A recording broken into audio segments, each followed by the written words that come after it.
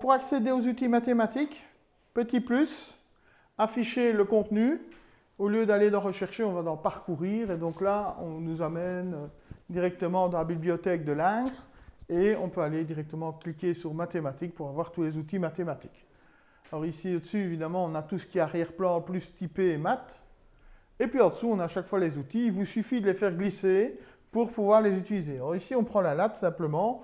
Vous allez voir que la latte, c'est assez facile à utiliser, puisqu'ici, j'ai un curseur. Je clique sur le tampon, il trace ma droite. Alors bien entendu, vous allez voir que je peux, avec le petit bouton bleu, faire pivoter. Ici, je peux aussi choisir, par exemple, d'avoir une droite un peu plus épaisse, une autre couleur, et évidemment de choisir de modifier la dimension de ma droite. Une fois que j'ai terminé, je clique sur la poubelle pour supprimer mon outil. Regardez ici, quand je clique sur cette droite, je peux, via les petits boutons verts, la déplacer, mais aussi agrandir ou rétrécir cette droite. Donc on a vraiment pas mal de possibilités avec cet outil.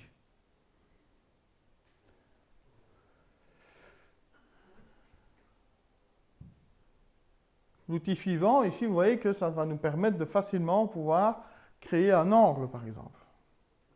Là, je détermine l'angle que je veux. Lorsque je clique ici sur le petit tampon, il va directement me faire mon angle. Je vais pouvoir déplacer. Quand je clique dessus, il y a plusieurs options ici. De nouveau, si j'utilise le bouton vert, je peux déplacer et donc changer mon angle. Vous voyez que ça s'adapte. Si je clique sur le petit bouton ici en dessous, il va me donner l'angle extérieur. Et en plus de ça, si je le souhaite, en cliquant sur le petit œil qui est ici, je peux cacher la dimension de mon angle.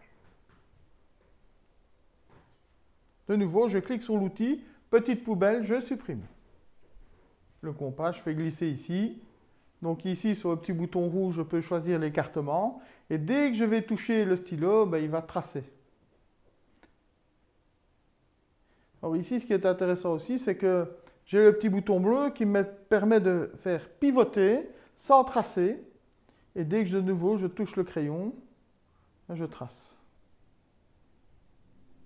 Et donc, je peux facilement, comme ça, faire des constructions. Alors, dans les outils mathématiques, ce qui peut être aussi sympa, c'est d'avoir ici un timer.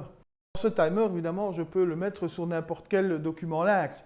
Ça pourrait être un fichier Word, PDF, ce que je veux. Sur ce timer, je peux évidemment choisir ici le temps que je veux, puis le démarrer et le placer dans un coin. Ça permet d'assurer une notion de temps pour vos élèves quand ils travaillent. Voilà pour les outils mathématiques.